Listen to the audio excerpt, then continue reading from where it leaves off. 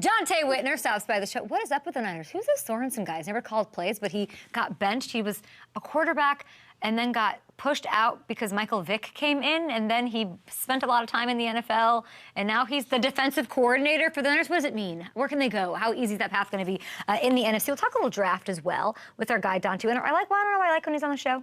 He's very honest. He's blunt. He tells it like it is. He did about Steve Wilkes last year, so I can't wait to have him. Also, I've never met LaChina Robinson, ESPN analyst, of course, joining us to break down South Carolina's undefeated season, the dawn of it all, the Caitlin of it all, and ending, of course, in victory yesterday. Insane and amazing. I will tell you guys one thing about Peyton Wilson out of NC State, and to kick it off, Carmen Vitali ripping through the NFC North.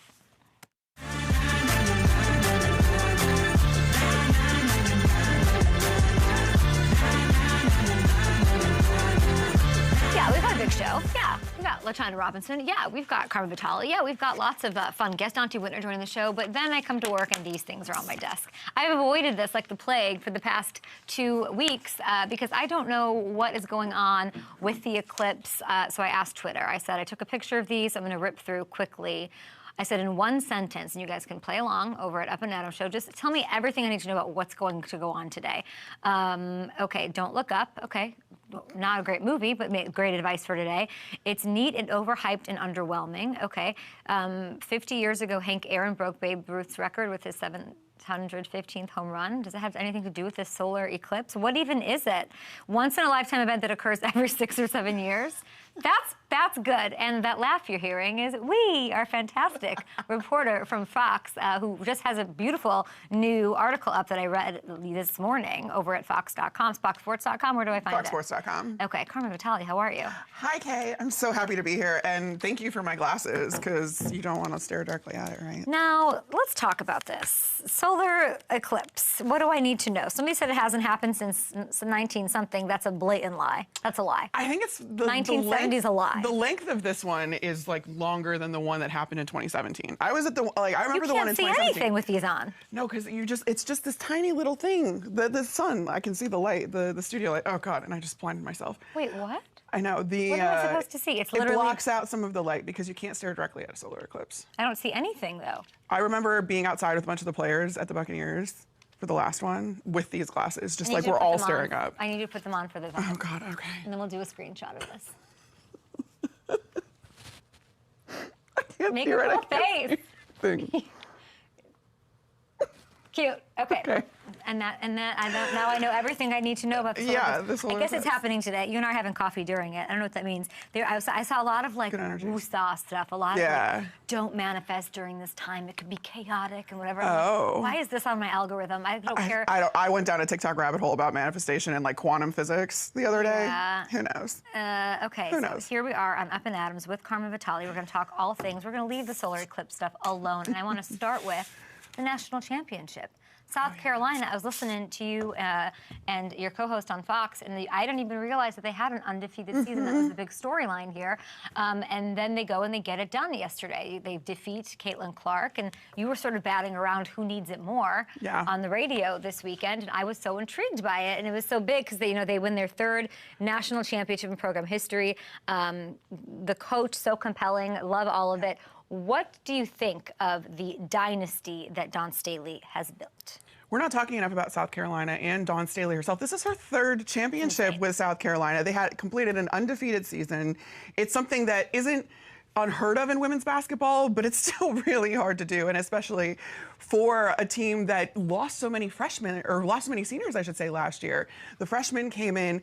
South Carolina's size in general, we didn't talk enough about throughout the season, throughout the tournament. They were completely dominant, and all of the storylines are about Caitlin Clark, obviously. She's one of the greatest women's players of all time.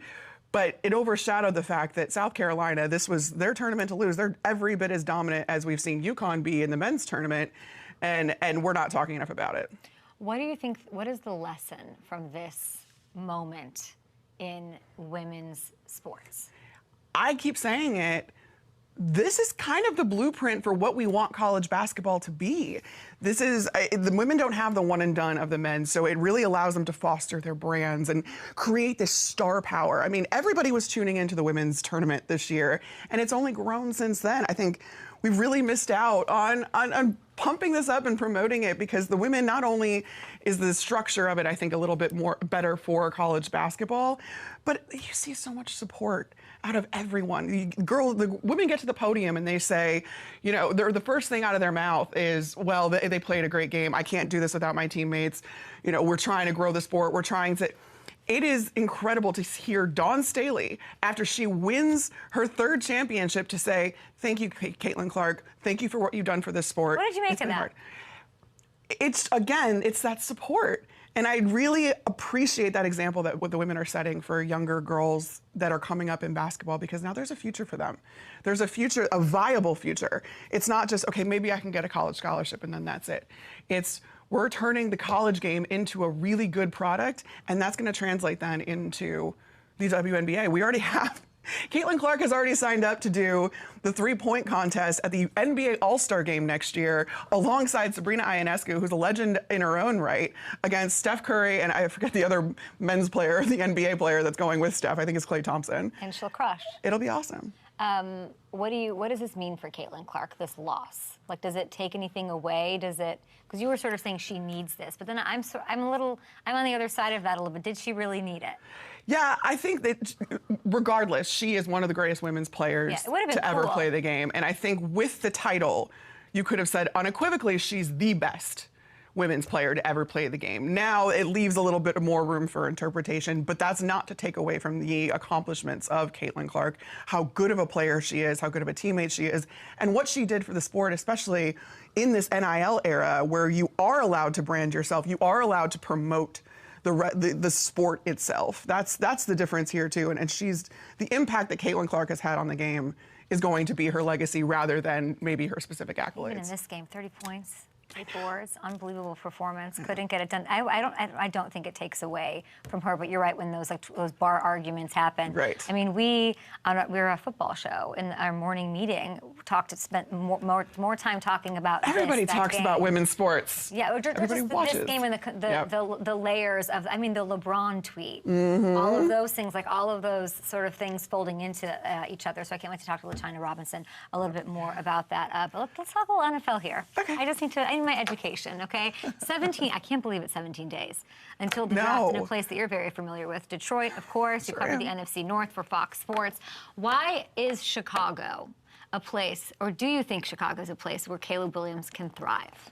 I absolutely do, because you look at this roster that Ryan Poles has carefully curated over the last couple of years. Yes, he laid a foundation. It was that slow but steady approach, and you're seeing this environment, this setup for a young quarterback now to come into and be successful. Moreover, not only did you turn over the roster, you now have Shane Waldron at offensive coordinator. His system, it's incredibly player-friendly because it thrives off of some very basic concepts, so it's easy to grasp for these guys. Relies on heavier personnel, which is something that Caleb Williams did at USC.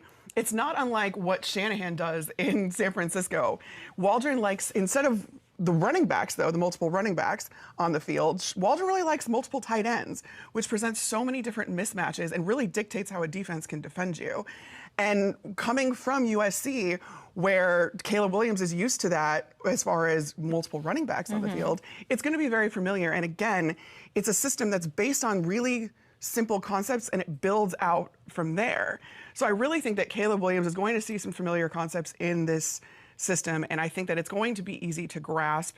We're just going to have to see how the rest of the roster kind of builds around what Shane Waldron likes to do. Did you like seeing Keenan Allen at his pro day? You liked that? I mean, how is that? What are the vibes in Chicago about this? Because every time I do a temperature check, we don't want Caleb. We want Caleb. We don't want him. And I have this idea that they're in sort of like they don't know how to accept it and wrap their arms around a good thing because they haven't had it. Yeah. There's like years of bad relationships that they've had with the quarterback position. They don't even know as a fan base, and you know, I know that you sit next to a lot of these men and women who cover the team. Chicago's beat's a little funky. Yeah. It's a little weird. It's a little, and there's some aggressive beats in the game, but they're a little wonky. What's interesting about the Chicago media market, and it's something I didn't realize until I got into it, I grew up in Chicago, so I was accepted right away. Everybody in that media room pretty much grew up in Chicago or was around the Chicago area. They have the battle scars from this team, the roller coaster of emotions that goes with every offseason and then into the season and the disappointment. They have lived all of it.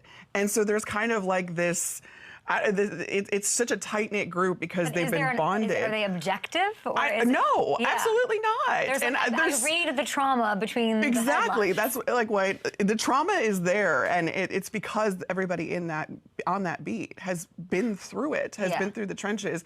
But what Ryan Poles said at owners meetings, or after owners meetings, I should say, he said on the McAfee show, he was like, I was brought here to break a cycle. I don't care what happened before me. I don't care about the quarterback controversies and the way that cycle has really been a really big disappointment for Chicago. Ryan Poles is like, that's not my problem. I was brought here to build a team and to create something for a quarterback. He said he was pissed about. Yeah, I would be too, because he doesn't want to be held responsible for the decisions of someone else. These are his decisions, and for all intents and purposes, and what we've seen, he's created a roster that, again, is a really good situation for a young quarterback to come in, especially for a first overall pick. This is a better situation than any quarterback taken at #1 overall has ever come into. Strong ever. Ever. Strong word. I mean, and making you're like, let me think. Let me go back into the Rolodex. But I don't think that you're wrong. They're going to have to. It's going to have to happen before people maybe get on board. I think so too. What advice would you give Caleb Williams, knowing what this market is? It's put your head down and work. There's a quote. I used it in my article on FoxSports.com. It was my Twitter photo forever, or my header forever. It was Hollywood is hype, New York is talk, Chicago is work. Chicago just wants to work. They're a blue-collar city of broad shoulders. You know it. You grew up there, too. They want to make sure that you're putting your head down and you are working. And that's kind of been the discourse about Caleb Williams, like, oh, he's all Hollywood, oh, blah, blah, blah. Yeah, that's the new normal in this NIL generation. He's just the first of it, yeah. So this is, and I've talked to so many GMs, different personnel executives, evaluators. I'm like, is this the new normal? You're going to see these guys act like businessmen, because they are. And they're like, absolutely. You can't get mad if they're flying private. That's just what the game is. He's already made millions of dollars. But can you set that aside when you get into that locker room, like Jalen Johnson said on your show, and put it behind you? I mean, the context, and I love you. I love you so much because you you spotlighted that in a way most people did not. And I, behind the scenes, was very upset with the taken out of context sort of and run. We've lost a lot of context. And I mean, Shannon and Ocho, I'm like, no, this is not okay. But like, it just goes up this funnel of you get that headline. But he was sort of echoing that same sentiment. Like, none of that matters when you get in the locker room. You got to put your head, no matter who it is. Right. You can't be, but there has to be this like new balance in this new era of NIL and coming from that, and just the next generation and everything that comes with that as far as accepting and embracing that. And Chicago, blue-collar Chicago, we know and love you. Like, you got to get used to it and hopefully embrace him. So you're saying come in and like... Just put your head down and work. Put your head down, yeah. And I think that's exactly what he'll do. We've heard that Caleb Williams is a wonderful teammate. He's a wonderful leader. He can get these guys behind him as well.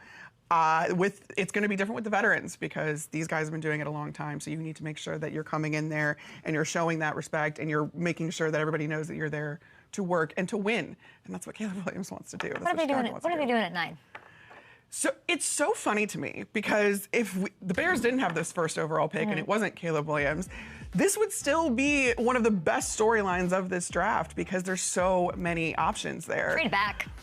I think they're a great trade back candidate. Oh, yeah. And you look at who's behind them, right? It's New York Jets. What do the Jets need? They need a tackle, they need a wide receiver, they need a tight end. Problem is, the Bears also need a tackle, wide receiver, tight end. So are you willing to give up a blue chip prospect at a position of need in order to trade back? Now, if you get 2 starters out of that, that's probably worth it. But my dark horse for who the Bears should take at 9, Georgia tight end Brock Bowers. Tell me why. Shane Waldron's offense is predicated on using multiple tight end sets to set up play action. It's a huge component of the system.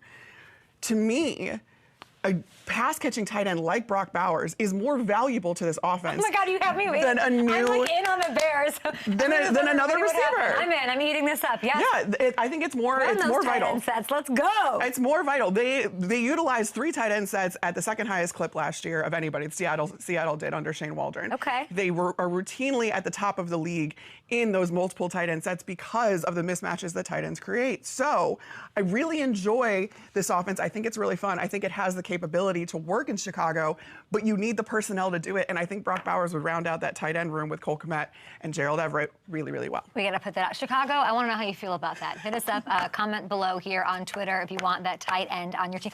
You have me, I was just thinking about like, oh yeah, it's always just the Bears. And then I'm like, oh my gosh, like Jordan Love on the field with Caleb Williams. And then it's like Keenan Allen wanting to show what he's still got. And now I'm watching them like trade fire. And I'm like, are the Bears going to be great in 2024? Like, it's a great setup for the young quarterback, whoever the quarterback might be. I want to squeeze in a couple more here. We've got LaChina Robinson on the show. We've got Donte Whitner, but we've got Carmen Vitali in studio. And I've got to ask you a little bit about the Vikings, because I think everyone's going to be watching them over the next 2 weeks. There's a chance they move up. I don't know what's going on. The quarterback spot's so wild and wonky. Is there anybody that you like? Is their prospect worth targeting if you're O'Connell and company? So much of the Vikings draft is completely out of their control, which is really frustrating for them. But I think that we've heard so much about how much they like Drake May. And I think he would fit into that Shanahan-McVay system that Kevin O'Connell also runs. Underneath Kevin O'Connell, who's a former quarterback, Josh McCown is the quarterback's coach now in Minnesota, Right. also a former quarterback. They are another really good position or situation for a young prospect that you need to develop a little bit more. I hope whoever they draft doesn't play the entire season.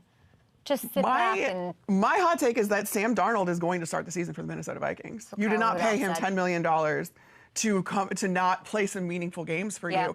And again, both Kevin O'Connell and Josh McCown being former quarterbacks, they know how valuable it is to have a quarterback come in and ease himself into the league rather than have to be the guy to start right away, even as good as the situation is in Minnesota.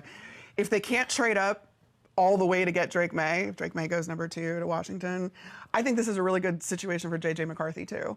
And you can argue till the cows come home about if he's a top 5 pick. But if he ends up being Minnesota's franchise quarterback, that was worth it for them. There's a few teams looking to trade up for quarterback, right? The Broncos, I talk about them a lot. I don't know what the Raiders are doing. Like, I don't even... That AFC West is woof outside of Kansas City. If the Vikings miss out, how comfortable are they with Sam Darnold in your eyes? I know that you sort of said, like, he could start maybe the first couple games, but, like, Kyle Rudolph really convinced me when he came on our show. And everybody who comes on my show just keeps talking about the pace of a Kevin O'Connell, Shanahan-y sort of thing, that it's like, it's a lot for... It's too much. It's too much, and our goal would be to, Mahomes and behind Alex Smith to get the best out of a Drake May in the future. Well, the way that I just said, it's a really good situation in Minnesota for a young quarterback, or for anybody really, because you have weapons like Justin Jefferson, Jordan Addison, T.J. Hawkinson. Hopefully. Yeah. Well, I still want Justin Jefferson out of that. I'm like, they're not letting him go. He can't. When's he going to sign his stuff? What do you mean? When is that going to happen? This is a market-setting deal. It takes a while, as far as I'm concerned. When do you think that deal happens? When do you think? It has to happen before the season. He's not going to sign his paperwork before the season? I know. I think he is. Interesting. But for that same reason, and Kevin O'Connell, he showed us last year he can play quarterback from the sideline. That man was playing real live Madden last year with a bunch of the backups. So this is something that can be. You can stay afloat with Sam Darnold, and we're not talking enough about Minnesota's defense. What does that mean? Minnesota Vikings fans are like, we have Justin Jefferson. Stay afloat. We want to win the damn division. You're like, are you? Justin Jefferson is going to be part of your team for a long time. It's fine. Are you more excited about the Bears than the Vikings for 2024? I am. I think the Bears get out of the cellar of the NFC North. Now, do they win the NFC North? You've got Green Bay and Detroit that want something to say about that, and I'm not ready to say that they're contending for the division quite yet, but the Bears are going to be better, and I think they get out of the cellar. I'm going to ask you one really hard question before you go, Carmen. Oh, boy. What are the Cowboys doing? Oh, Jesus. That's the hard question. Good Lord. I could wax poetic about Deshaun Jackson every week, so it's just like an easy layup, and then I just get to hang out. What are the Cowboys doing, Carm? The thing about the Cowboys is this is a monster of their own making. They're the biggest gaslighters. I said this on the radio. Cowboys are the biggest gaslighters in the league. Don't tell me you don't have cap space. You can make cap space at this point. Yeah, hide some money under the mattress, move some decibel points over. Let's go. You didn't do anything to keep Dak Prescott around. Look at this. Any normal team says, oh shoot, we can't get past the hump in the postseason. Maybe we should surround our quarterback, who's an all-pro, by the way, who gets us through the regular season with some more talent to help him out in the postseason. What did the Cowboys do? Trade away Tyron Smith. Tyler Biadasz is gone. You're switching Tyler Smith over to a tackle. He was an all-pro guard last year. Yeah. And then what? The only weapon that Dak Prescott has right now is CeeDee Lamb. There's nobody in that running back room that's taken a ton of meaningful snaps. It's not like they have a window. It's not like they're windows. If we're going to say the expectation for the Dallas Cowboys is winning the Super Bowl every year, then you need to get Dak more help. And Dak has every incentive to hit free agency in 2025 and then go and pick what team is going to pay him $60 million. I kind of like that everybody's off them so then they can surprise everyone. I think there's no hope. If they have Dak Prescott. But their window is, it's, when you're at the chapter of your life that Jerry Jones is in. That's a good way to say that. I'm going to steal that because it sounds really crass to say like, oh, he's getting old, he's going to die soon. Well, oh my God, she said that, not me. But relatively speaking. Let's say that season, when you're in this season of your life, and you think you'd put all the chips in every way, and it's very strange. But maybe they're 1 foot in, 1 foot out. They need to decide what kind of team they are right now. I'm like that with the Chargers. I'm like, you're wasting Justin's life. I like Harbaugh, but you're like, what do you? I'm for the first time, you know me, I'm always like trying to lift up the Chargers, and for the first time, they're like losing me, and that's what I think might. Like I'm going to undersell and underdeliver in a big way. Well, Did you know that Brandon Staley was like on the Niners staff? Yeah. How about that? We're going to be back with Donte Whitner to talk about Brandon Staley. Not really. We're not going to talk about Brandon Staley. We're going to talk about this Sorenson guy who's not calling plays. What does it mean? We're going to get Donte Whitner's thoughts on, I don't know, the Niners' stroll in the NFC West right back to the Super Bowl. Let's talk about it. Carm, great job. Thanks. I think we got to everything. Yeah, that's incredible. We're going to put, I can't believe we did that. Can we Jordan, did you retweet the article? Oh, I haven't tweeted it yet. Well, girl, get on that. I was busy trying to get ready for this. Excellent breakdown on Shane Waldron, all the ins and outs, what it means for the offense over at foxsports.com, everybody. I spent a long time watching and then also talking to people that have played. Where do you write these things? Are you at home? I'm at home, usually. Carrie Bradshaw? Yeah, Carrie. I just started watching Sex and the City. I never watched it before. Are you lying? No, and it's so funny because she's a writer. She's a columnist. It's the most. But also, how are we affording that apartment as writing a weekly column in a newspaper? Carm.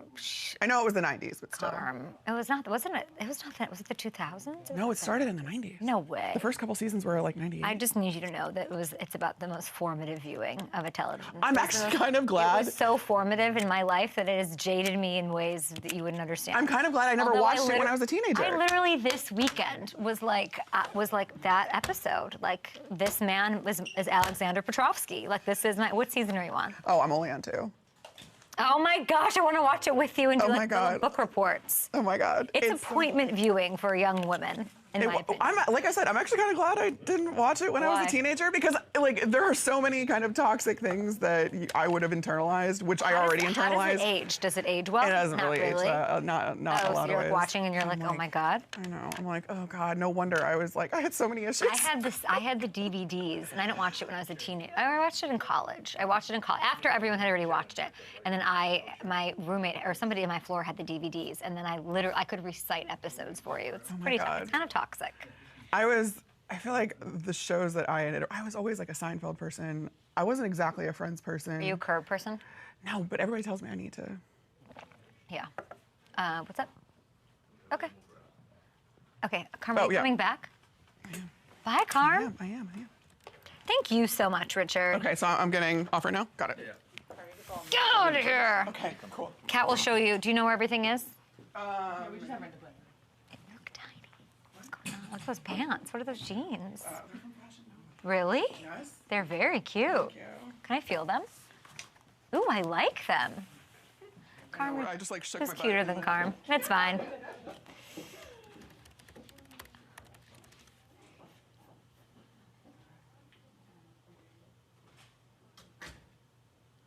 Okay, doke. I don't see. Okay. Hi, everybody.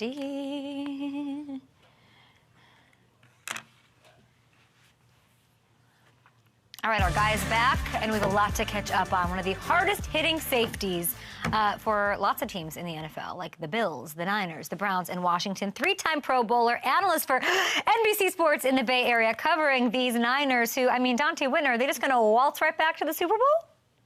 Yeah, they're going to waltz right back. They had to make some changes here in the offseason. We all saw Dre Greenlaw go down with the Achilles injury. So they went and got Devondre Campbell, you know, just a substitute to really hold the spot warm next to Fred Warner.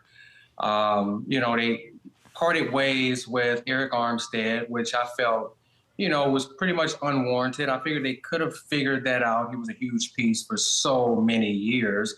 But you have to get cap space for Brandon Ayuk, who's coming up on a contract. And then ultimately you have Brock Purdy, who's going to try to break the bank. I mean, so something has to change, right? In these disappointing years, you look at it, and it's being so close for, I can't believe it's 5. I just had to look down and see 5 years, right? What do they need to do in the draft or other things that you want to see done?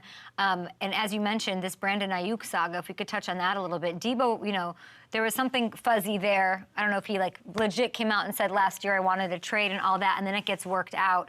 Do you see Ayuk sort of following in the footsteps? And is this, how would you describe this? Are we like at a frozen point, or are we at a stalemate here?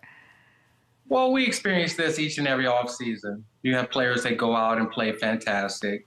They play above and beyond what is expected of them. And then when it comes time for the contract negotiations, there's sort of a stalemate there. And we've seen it happen with Deebo Samuel in the past. We saw it happen with Nick Bosa last year, who's pretty much their best player on the entire team. And the same thing is going to happen with Brandon Ayuk this year.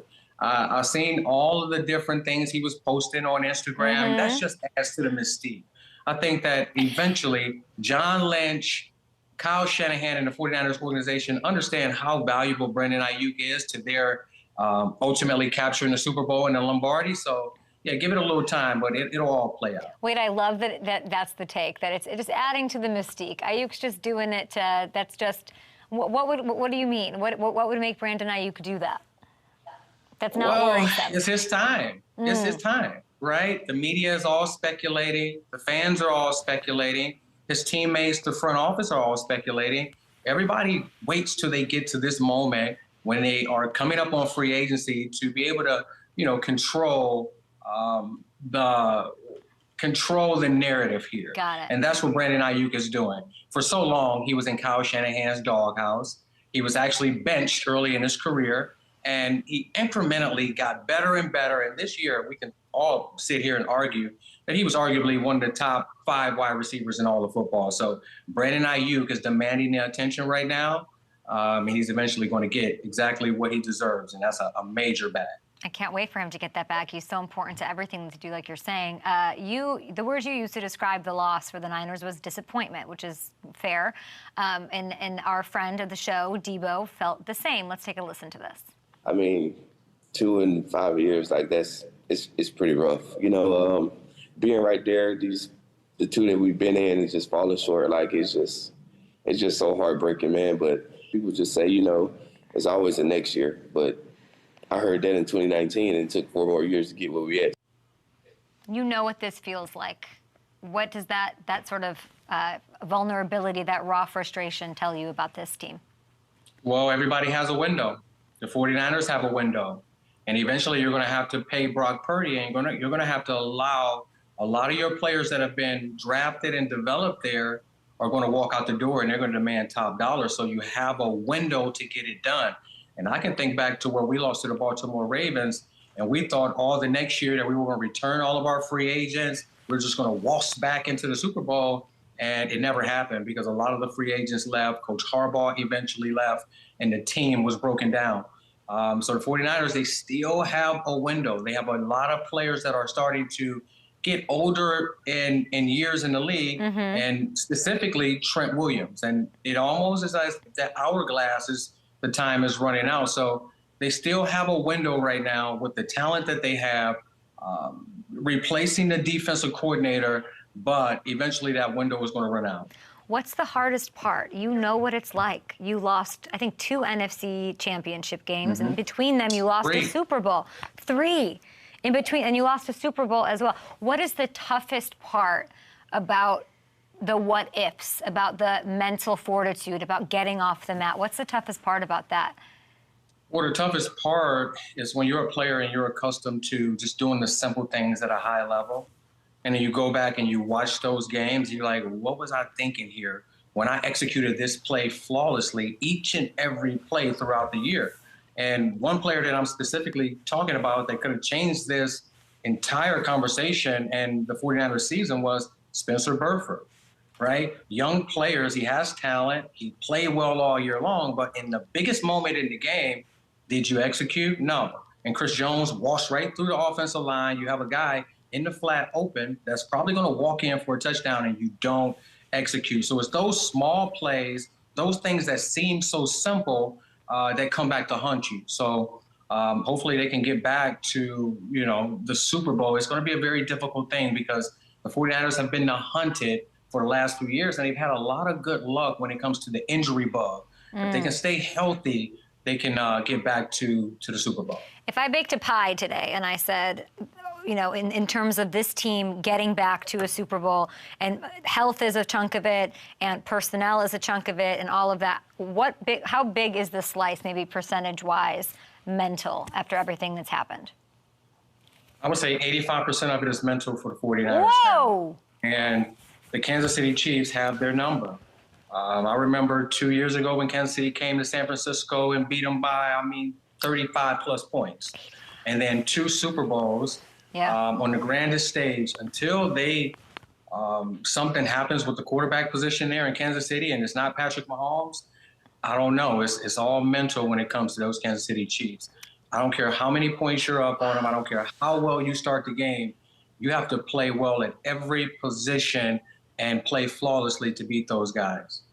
What advice would you give them then? 85 is an overwhelming, I didn't think you were going to say 85. Is it like, is there sports psychology that comes into this? Is there, how do you recondition yourself to know you can get, I don't know, that seems overwhelming to me.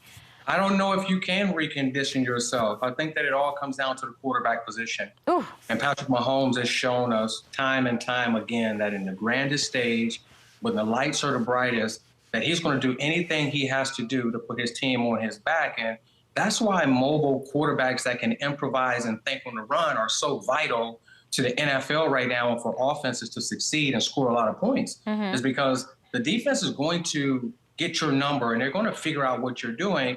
And can you go into that bag of tricks, improvise, make all the appropriate throws, make some risky throws, make some unbelievable throws to put your team on your back. So right now he's the Michael Jordan of football because he can do all of those different things and you're never out of the game when you have Patrick Mahomes.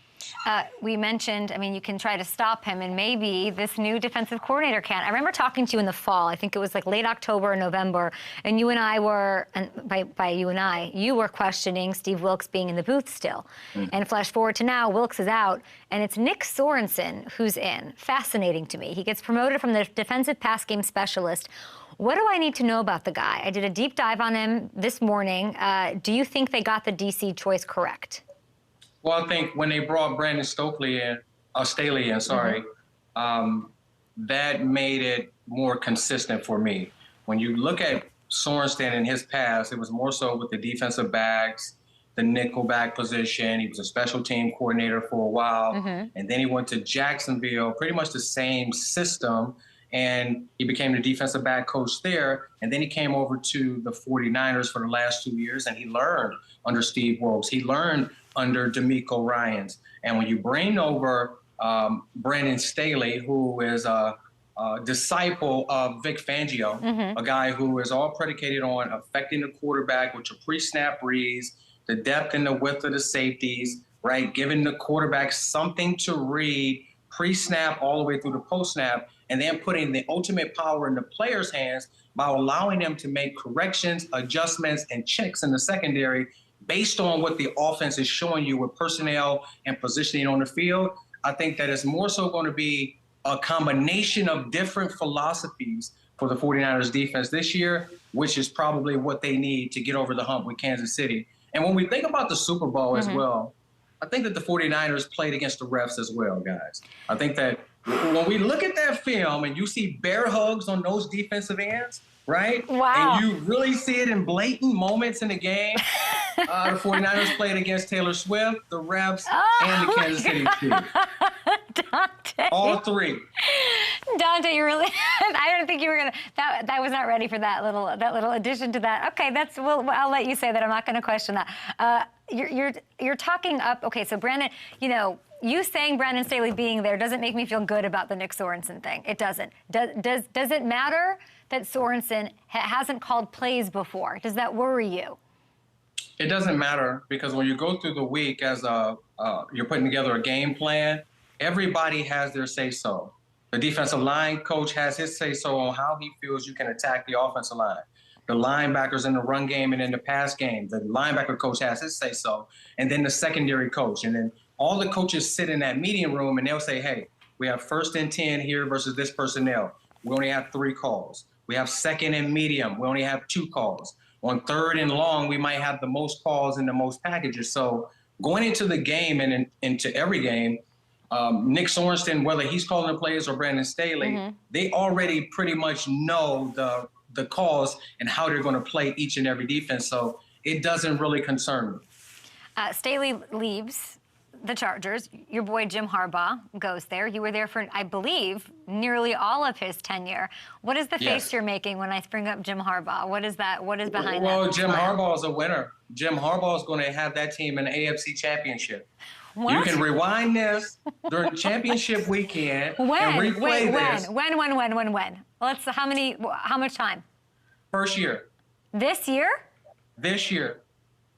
Jim Harbaugh is going to have the Chargers in the AFC championship.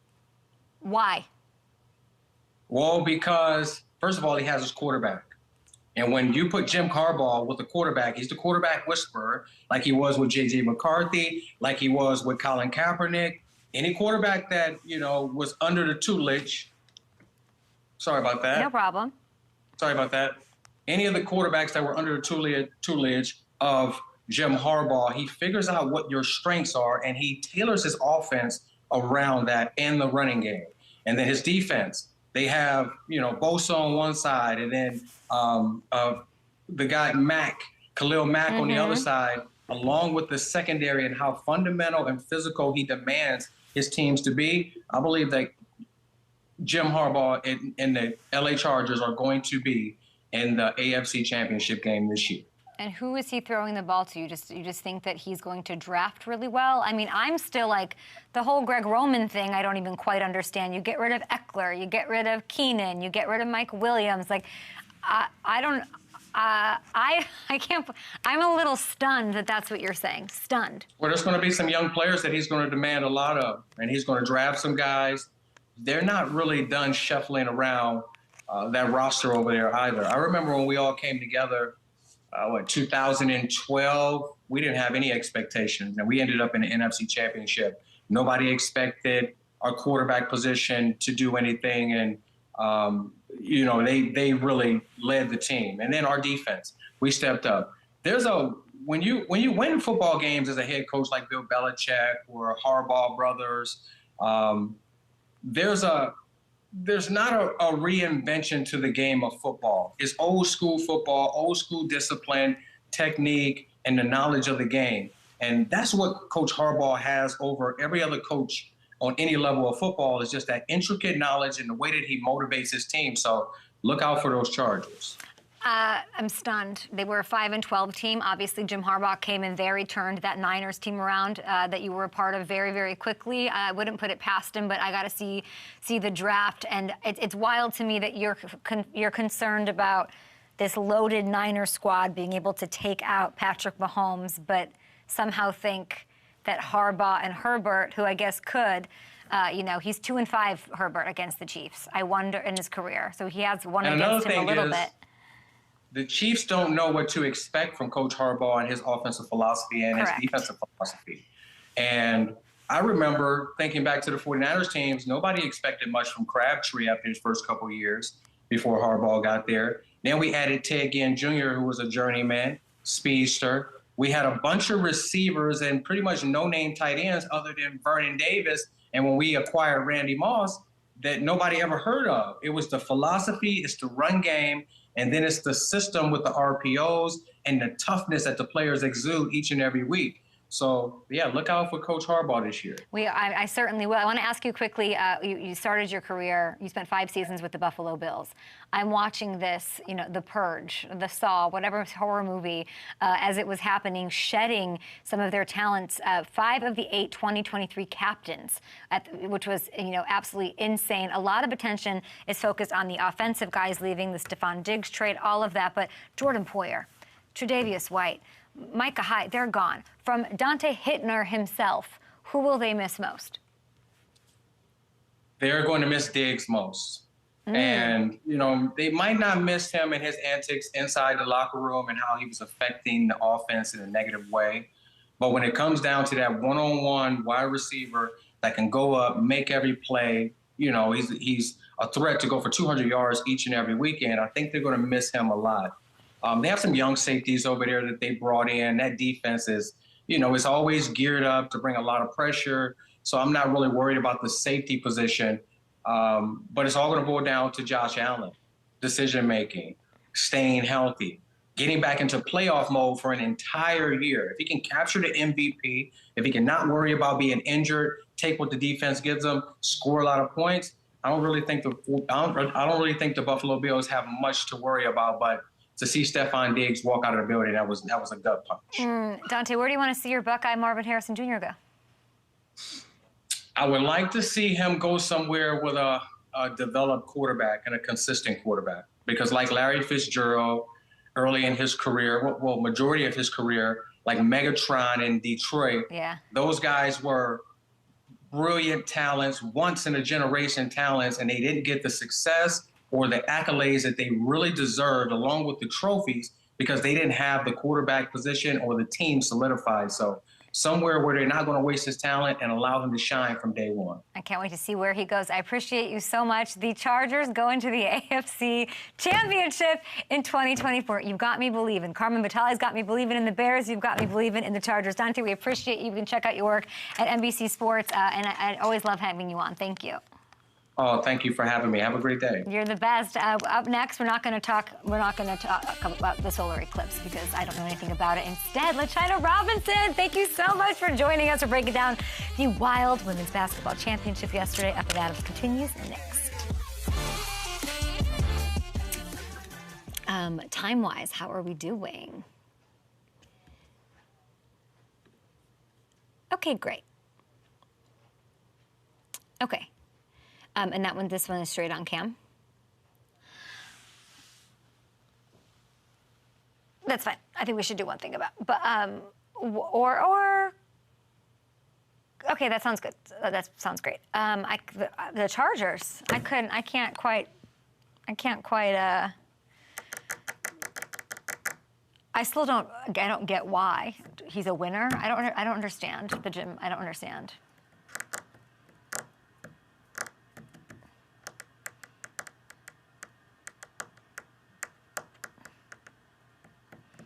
Greg Roman. I don't know. I don't know what to do with that. But we're talking more coaching. We're talking Don Staley after this break because I think it's so. I can't believe he said 85% mental for the Niners. 85 is not what did you think he was going to say, Richard? 85% mental is crazy. We should get all those things out. That's wild. Me teeing up every defensive stud, all-pro Tre'Davious White, and him saying they're going to miss Diggs the most is hilarious. And also should be out there with the question. Man.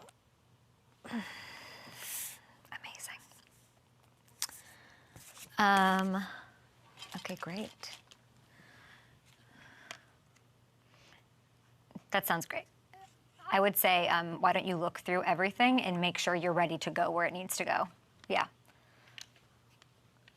You guys, I'm not kidding. You can literally not see through these. These are 100% nothing. I don't understand what we're trying to say, that I will see something through this at some point.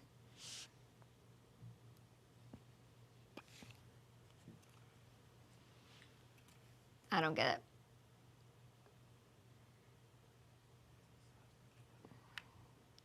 This is not a toy. Limited 3 minutes used. Do not move around, drive a motor vehicle, or operate machinery. I think...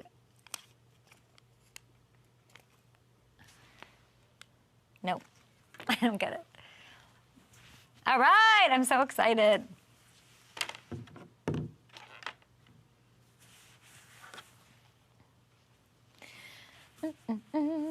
And Carmen's ready to fly in here at the brick.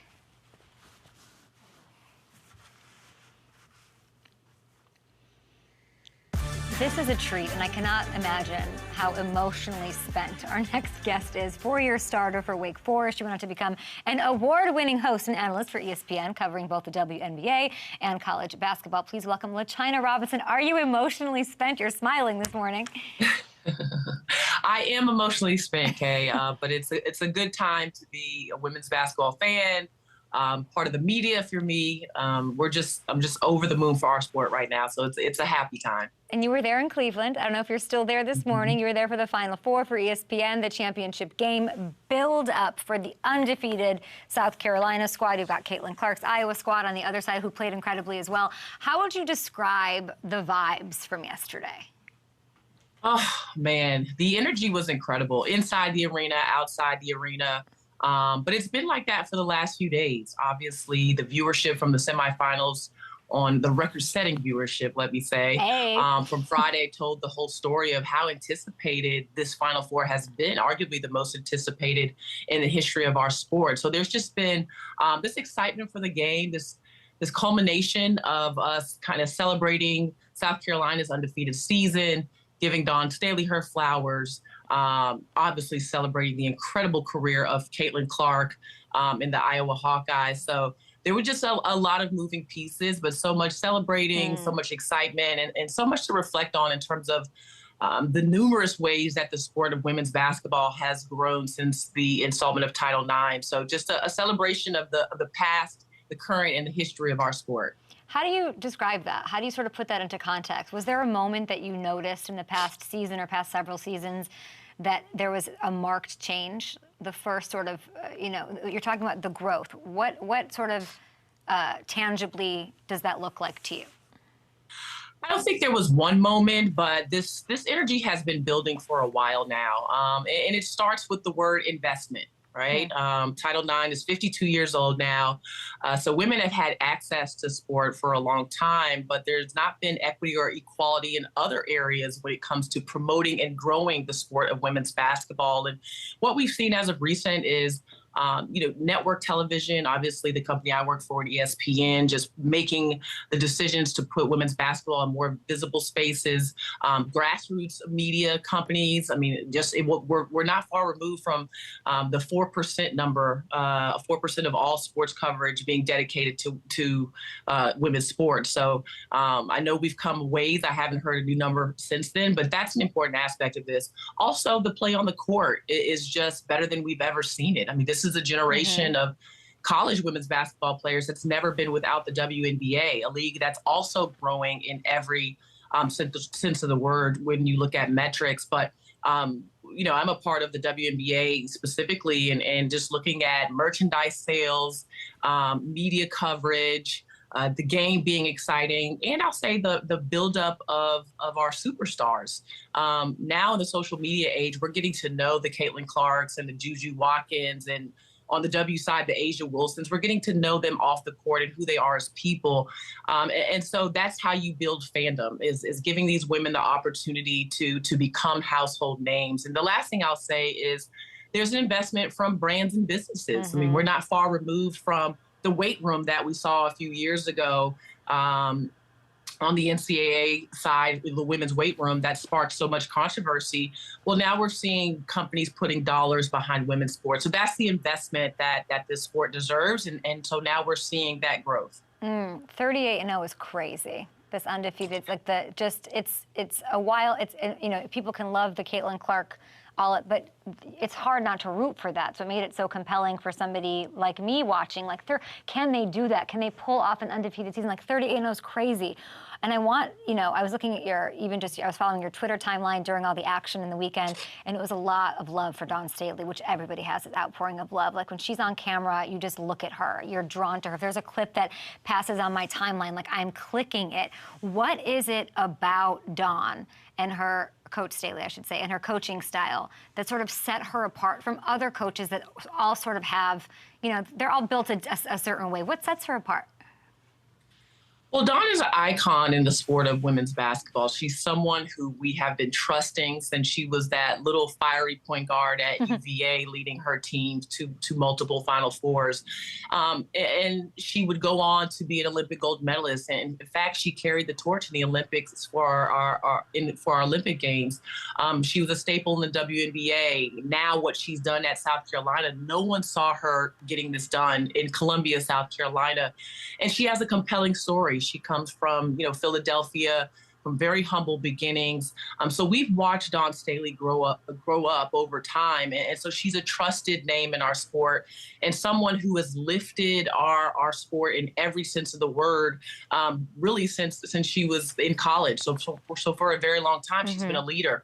And she's also been an advocate. So there's that respect for her across the board. But the reason why I think she's really able to have this impact on a team like we saw this year, this team went undefeated, but what we're not hearing a lot about is that they actually have 5 new starters from last year. So this was a completely new team, very young, but she's able to have that impact because she's an outstanding motivator. She knows how to teach and reach young people. They respect her. They know that she has sat in their seat in their chair before, and they've got all the goals that she probably had as a young player growing up. So the respect is there. She's an outstanding motivator. She really cares about these women, not just in terms of their performance on the court, but in their home life with their parents. Like, she's engaged in just mentoring and growing them in every way. So they respond to her because they know that she cares about them and that she is someone that is an absolute rock star and inspiration in our sport. Losing 5 starters from your last year's successful team and overcoming that says, and then having an undefeated season, like that is so, it's not talked about. I'm so glad you brought it up because it was my next question for you. But it's good to know context and more about her, of course, somebody who's meant so much to the game and clearly to you personally. And you're, you know, I don't know if she's been an example for you in this way, but you're also very passionate about not only the sport, but what comes after the sport, about women in this field who find different ways to be involved in it. And you're the co-founder of Rising Media Stars. And I believe it's a partnership with NCAA, which we love to hear and love to see. What are you doing? How can we help? What do we need to know? Yeah, well, thank you so much for asking. You and I both know, working in male-dominated fields, that it's hard, right, to get your foot in the door, especially when it comes to sport, where you don't see enough women, whether it's on the sideline, in the anchor seat, even as editors, when you look at the writing side in newspapers and just any type of sports coverage. So I wanted to make the transition into sports broadcasting easier for the women that are coming behind me. So I started Rising Media Stars about 5 years ago.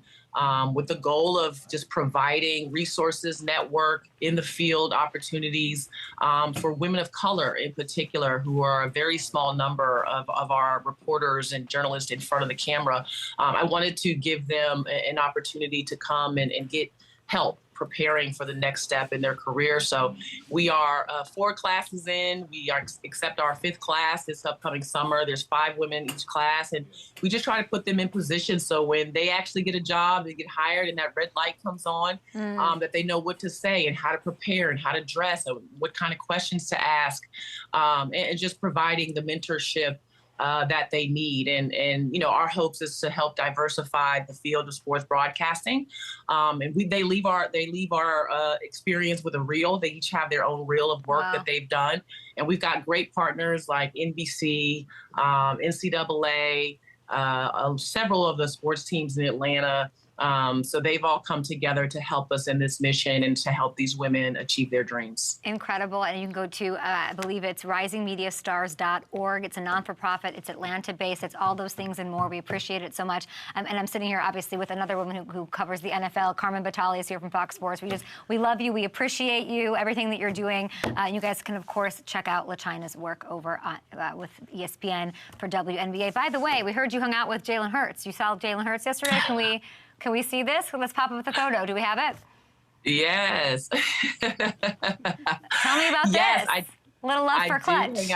I did hang out with Jalen Hurts. We have the same agent, the incredible Nicole Lynn, is both the agent for Jalen and myself. Even prior to her joining Clutch, she's been my agent for a while, and she is an absolute trailblazer. Just an incredible person. And when I met Jalen yesterday for the first time, I said, does Nicole talk to you about women's basketball as much as she talks to me about the NFL?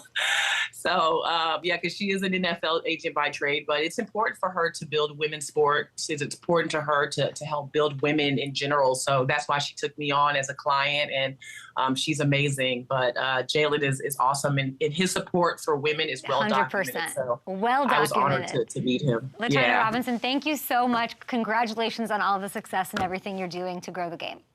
Thank you so much for having me.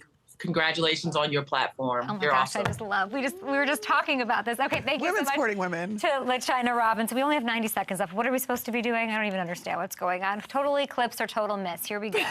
Hours away from a solar eclipse that Carmen and I are largely ignoring. It lasts about 6 minutes in total, so if you're not timely, you can miss it. So we're going to have some fun. I'm going to give you some storylines. The Aaron Rodgers era with the Jets. Total eclipse or total miss? Meaning, okay. Total miss. Isn't the eclipse? Okay, hold on. Is it total miss? Why? I think it's total miss. First of all, you've already missed out on a season of him. Now your back's against the wall for this season. I don't know how healthy he's going to be coming off an Achilles injury. He's 40 years old. The Russell Wilson versus Justin Fields quarterback battle with the Steelers. Total eclipse or total miss? I think it's going to be Russ to start the season. We're going to see how it goes from there. So it could end up being a total eclipse. But it could be a miss, too. It could just be Russell Wilson this year. I hope Justin Fields gets it. That'd be so fun to watch. The Bear, season 3 coming out this summer. Total eclipse or total miss? Total eclipse. Total eclipse. Is eclipse a good thing? Is that what we're pretending? Yeah, I think it's like a total eclipse of the heart. Maybe, I don't know. I'm gonna. No, Bonnie Tyler's gonna be top 5 on Spotify and Apple today. Bonnie Tyler, total eclipse of the heart. Go ahead. They've been filming outside my place. Have they? For the new season. Oh. In Chicago. So Ines Calvin Klein's doing push-ups. I don't know. But Kirk Cousins. Okay, we're gonna wrap it there. Enjoy the eclipse, which I guess is a good thing, even though we're saying it's a 6-minute hype and go away thing. You learn.